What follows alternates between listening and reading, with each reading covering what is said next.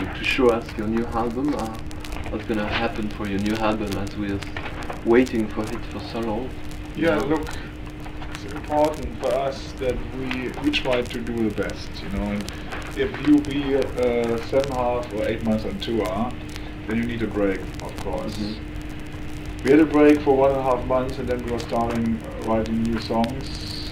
We was rehearsed together. We was arranged something together in Stockholm, and then we had an offer to make a US festival in the United States for 325,000 people as a co-headlining event. Headliner was Van Halen.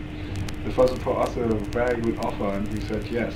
And after this, we was going back to studio to Cologne, and we was working again on the arrangements and on everything. And now we are in a situation that we are nearly finished. And for us, it's the most important. I know it's very hard when people waiting for something. You have a meeting with a girlfriend and you're waiting, and the girlfriend don't come. And for us, it's very hard when you be in a traffic jam and you want to come to your girlfriend and you can't. The reason the traffic jam is there, and that's for us. Traffic jam is for us that we want to make the album. There was perfect. a 20-song traffic jam this time, you know. Yeah. and we want to make everything perfect. We want to be 100% sure that we give our fans the best. That's the reason that it sneaks along. Did you do it with Dieter Dix? Yes, we do. Yes, It, but you recorded it in Stockholm, that's right? We did our arrangements in Stockholm, and then I said to you that we was going to the US Festival, and then we was going after the US Festival to the Stock Studios, and we did everything. We started again working on the album in August because of the tour we did in America for the US Festival, and things changed over the summer, you know, new songs, and we worked new arrangements, and we thought we can do this better and we can do that better. So we started again working on the album in August, beginning of August. The records of Scorpions have the reputation to be very long to be recorded. Very long to be recorded. Perfection and professional. Very long. I mean, I think the listeners or our fans, they will hear the result. It's different. We don't want to go and do something very fast, and we don't want to have only 2 or 3 songs which are good on the album, which are maybe very good, like many other bands go this way. They have 2 or 3 albums, most of the time only 1 good song on the album, and the rest is just to fill the vinyl, you know. It makes no sense for us. We try to have 9 songs on the album, where every song, where you can listen to the album from the first track all through to the last song. We try. That's why it takes. I mean, it's for us the most important thing is have good compositions, good songs, and we're not looking for. We're not writing songs for the American commercial radio. We try to write good songs. Everybody can stand behind the songs. And when I see, Blackout needs a long time too, okay, because of Klaus' vocal situation. And when I look here in the paper, Blackout still in the top 20. That means for us it's more important to have a very good album, be not only 3 weeks in the charts, be 20, 40, 50 weeks in the charts. It's much better for us than to be only 3 weeks. That's the reason we. I think to Blackout, you can listen to the album. It was the bestseller in France. I know. Maybe our friends can listen to the album now. They can still listen to Blackout now, or maybe in 2 years from now. And the same will happen with a new one, with Love at First Sting. It will be a long time. Long run album, you know, not for a very short time. First listen, fantastic song. Second, it's okay. Third, forget it, you know. Our songs are the way. First time, sounds interesting. Second, I like it. And third time, I love it. You know, I love it for a long time. But I heard you had some problems about psychological problem with some people on the lineup. Because I met Jimmy Bain and he told me that he had to work on rehearsal tape with you? What happened? Whatever he told you, Jimmy, he wanted, of course, become a member of Scorpions, but that was for us never. We had never a thought about, because we are Scorpions. Francis Buchholz, Hermann Rabe, Rudolf, Matthias, and me. And the thing was, after the last tour, everybody went back to Germany except Francis, except Herman. He went back to LA to live in LA, because he's living everywhere. And he met Jimmy Bain, and he became a good friend of Herman, and they jammed in Los Angeles. And then when we started with a new album, we had ideas for maybe using on 1 or 2 tracks keyboards. And Herman said, I have a fantastic keyboard player, Jimmy Bain. He plays excellent keyboard. Because he was a friend of Herman, we said, okay, bring him over here, and we check it out. And so we jammed. We had a few sessions. He was with us in Stockholm, and the thing was that we had Swedish journalists in the studio, and we not said to Jimmy, go under the bed and nobody should see you. He was there, and the journalist saw him, and we jammed. And sometimes, of course, he had a bass in his hand and played guitar. But what the journalist not wrote in the magazine, that Francis was there as well. Yeah. Okay. So that was in April, and in May we played in America, the most important gig of our career. So for us, there was never a thought about changing the lineup in Scorpions. Yes, but Bobby Rondinelli came in. Of course, because Herman had a breakdown at the same time, the Polar Studio, because he was really sick. He really had a breakdown of too much drugs or alcohol or whatever, and he went to Switzerland, and we said, if we want to play America, this very important show, because everybody told us before there will be more than 200,000 people. It will be a very important and unbelievable gig, and you should play there. And we said, okay, but we only play there if Herman is alright by this time. We don't go and play it with somebody else. We only go to play it with Herman, and that's why we said, okay, Herman should take a rest and should recover. And so Rondinelli, he's a good friend of Scorpions. We played many times with Rainbow in the States. He's a very good friend, and he just split with Rainbow. So Rudolf gave him a call from Stockholm and said, hey Bobby, we are in the studio working on the album. Herman is ill. Why don't you come over here and help us out? And he said, okay, I'll come, I'll try to come next week or so. I come in 2 days. I said, what? 2 days. No, come now. He said, what, now that's crazy? I said, yes, rock and roll is crazy. And he said, that was for me a sign. I came directly. Yeah, so when he came over and we played and worked things out, and because the studio was booked, and it was very important at this time to work. And we had, otherwise we had to cancel the whole thing, and we said, okay, let's go on and work it out.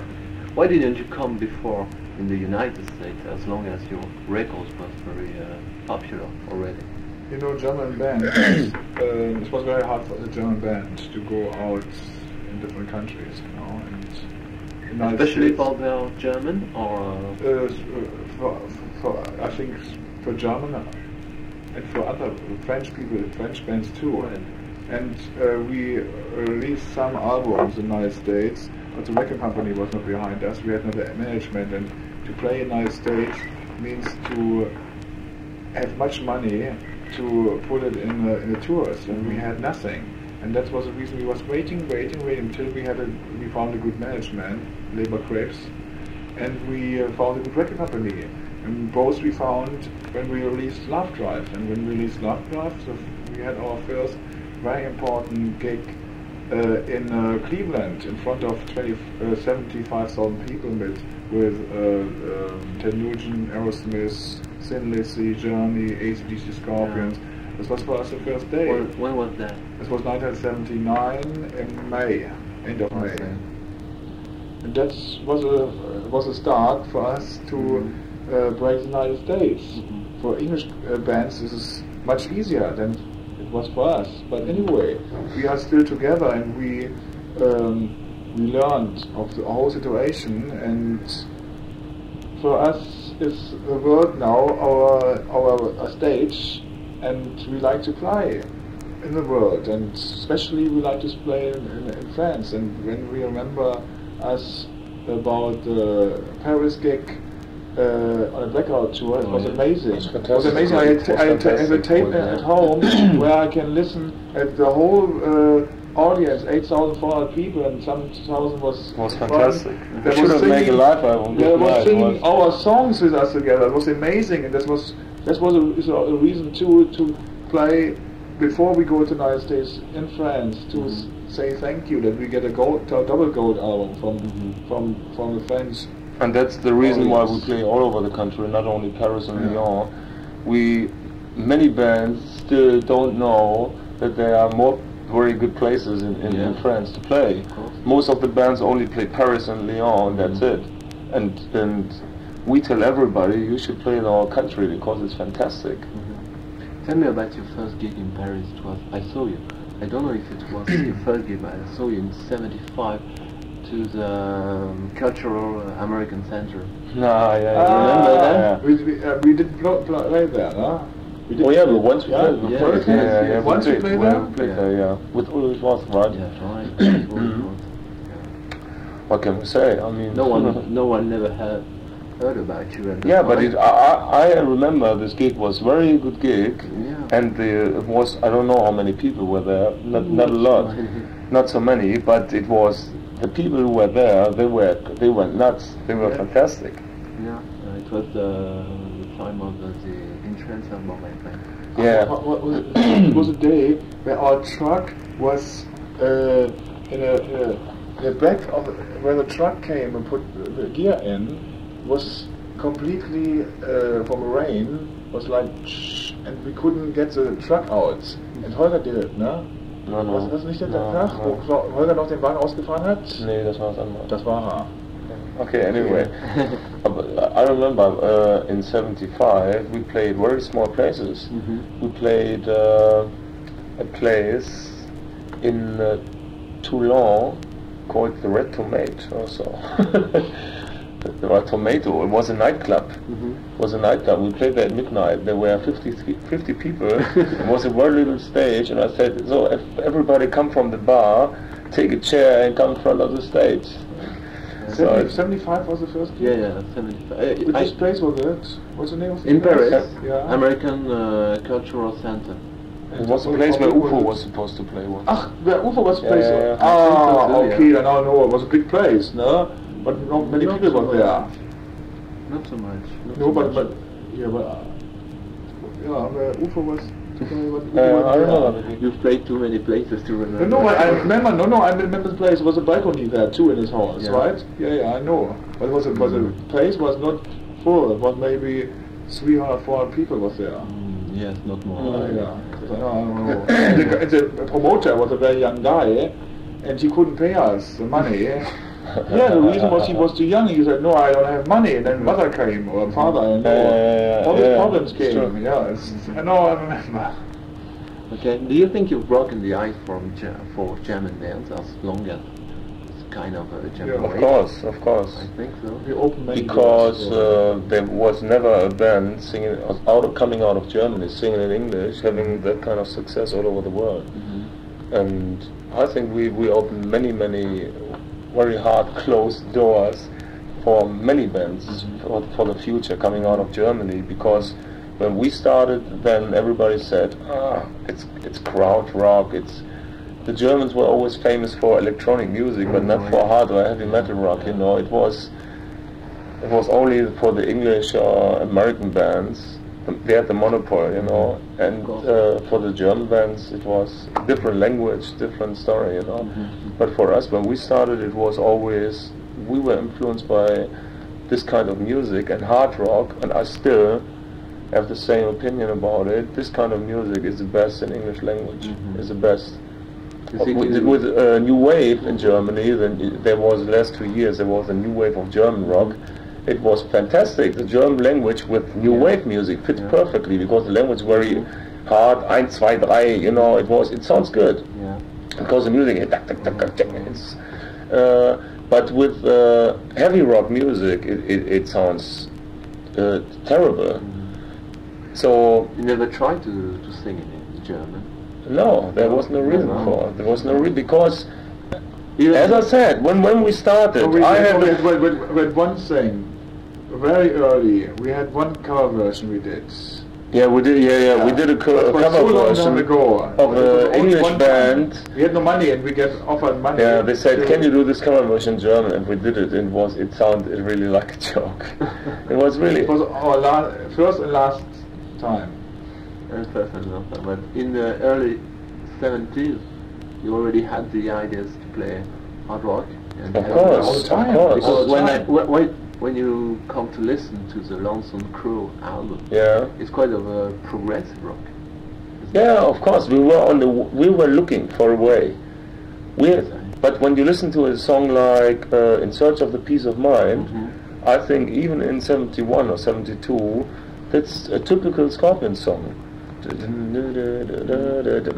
Mike is playing a fantastic guitar in there, and okay, there are a few songs like "Action." It's like the bass player. He was fantastic bass player actually, but the bass was yeah, action time. It was like jazz nearly, you know. Yeah. So we were looking for a way.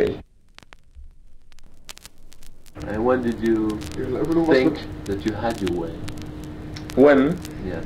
we came closer to our way with the next album, Flight to the Rainbow, because we found Ulrich Roth, and it was a new way because Ulrich Roth, he is very influenced by Jimi Hendrix. Yeah. It was, and Rudolf and me, we started writing songs for the first time, like Speedy's Coming. What was the other song called? This is my song. This is my song. Melodic kind of melodic hard rock, and Speedy's Coming was a Speedy's Coming. It was hard rock, or maybe today you would call it heavy metal. It was Ulrich Roth. Drift in Sun. Like this was two different. It was two different ways, Yeah. and but Scorpions, we had for a few years we managed to have these two directions under on one record and on one stage, but after 4 or 5 records, the way was going like this. Uli was going very strong in his direction, and we were going more in our direction. So we found our way, and then we realized it's better to have one way, one direction. And it came to a point when Uli said, "I don't want to play on your song. I play your solo by yourself. I don't like your song." And I had to sing always his lyrics. Yeah. And it was really was a different philosophy, you know. It was quite a hippie freak. Yeah. I mean, he's a fantastic. I like that. He's a fantastic guitar player. Oh, he is. But his way was really in a different direction. It's very strong. But we're still good friends. He Of course. accepts us and we accept him. That's important. Why not? And he came to us before the tour we did in Japan in '78, which was the first very important step for Scorpions. And he said, "I want to do my own 3 members band. I want to play my music, and I'm no longer anymore in Scorpions." Now And we there are said, 3 members, now much more. No? yeah. So we said, okay, but let's do the tour in Japan. Let's record a live album, so we have a document of the last years we worked together. Okay. And how was the situation in Germany when you begin to play clubs and was it? I guess you were starting some kind of this. This was for us was like it was shit for the people. It was really shit. Yeah. Then the English bands, there was the big stars, and we must try to get each chance we couldn't take. We could take. We take. It was we must call ourselves the promoters. Can we play and all these things? No? Tell me about some kind of a funny situation you had. It was in our Funny office. situation. I'll tell you a funny our- situation. We're sitting in his apartment, in his flat, and so we were thinking about, so what can we do to have jobs, to play live in clubs or wherever. So, and then we called promoters, and I had a promoter on the phone, or Rudolf had a guy on the phone, and the rest of the band was sitting on the table, was going with this, Like type- with a pen, like going. Yeah, we have we booked already UFO. Sorry, Atomic Rooster. You know, we made up a very big office. You know, the noise of an office. You know, and we said, the Scorpions. It's very hard to get a date. You know, there are half of the month is booked already. So you know, and we made everything, and we had a bus, and once I remember, we drove with a bus to the south of Germany we had one record, Lonesome Crow, and we said we go in every club and we see. We knew already what it's in Hanover and around Hanover, and in the north, maybe in Hamburg, but we had no idea what it is in Frankfurt, in Munich. So step by step, we tried to find out where the places, where the band's playing. We went to Munich. There were clubs like the Blow Up or so, real good rock clubs at this time. So, and we went there and played them. We went to the DJ and said, hey, we are Scorpions. Here's our first album. Here's our biography. You know, listen to the music, and they played the music. And for us, it was, you know, and we tried to get a job. And they said, yeah, let's looked in his book. Yeah, maybe 2nd of January already is free.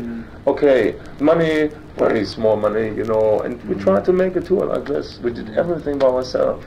So very difficult to begin. And then the funny situation came to a point when we said we must do something very special, that we can play, that we get experience on stage. And we said we make a program, a very special program. Scorpions is the main attraction. You know Casey Jones?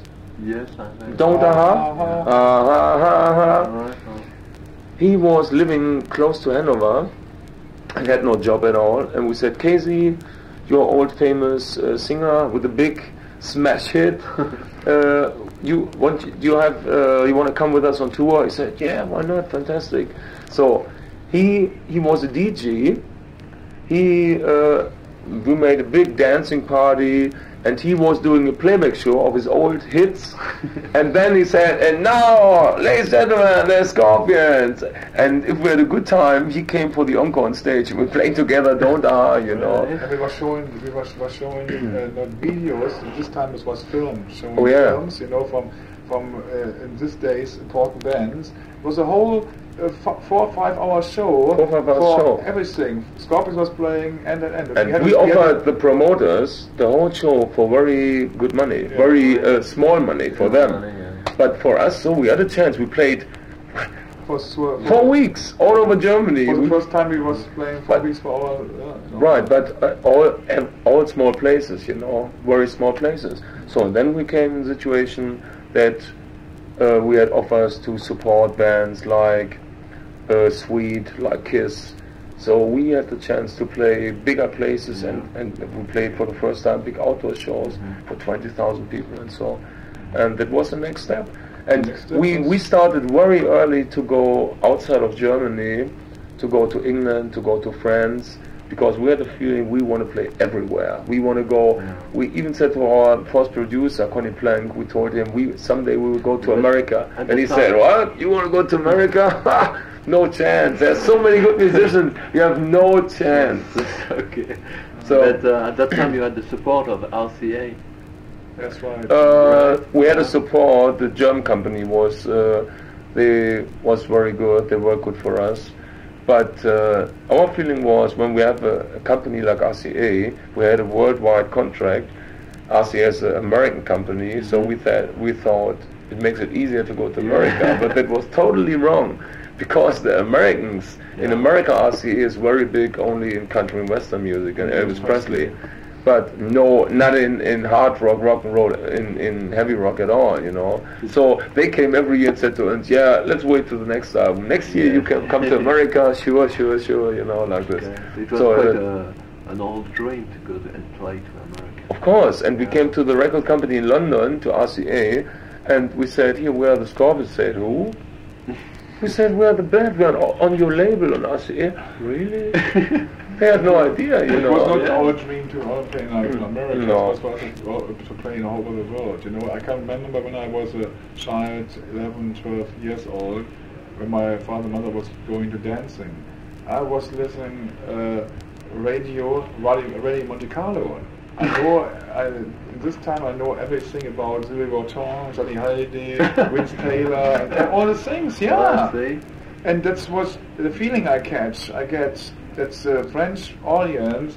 It's hard to get into them, but when you into them, then they're big fans and for a long time. That's what I like. I don't want to be very impassioned, you know, fast, this and this and this. No, we want to play in front of people we know they like us and we like them. That's important point for us. That's I mean, for us was as well a dream playing in Paris. Yeah. I mean, that in a big place. In a big place. It was always, so when we came last year and played for more than 8,000 people, it was unbelievable. And we are happy to can play now in the biggest place here, 15,000 hall, the new one. I don't know what the name is. But we can't wait to play there. Then next year, perhaps. But this year next year, yeah. We come in February. Yeah. Yes, next year, but in February, I think you will play not in the new yes, big we play. venue. We play in a big one. Yeah. The promoter, Koski told us we are the first one. We can play there. That's good. It's quite a great mark of respect. So that's right. And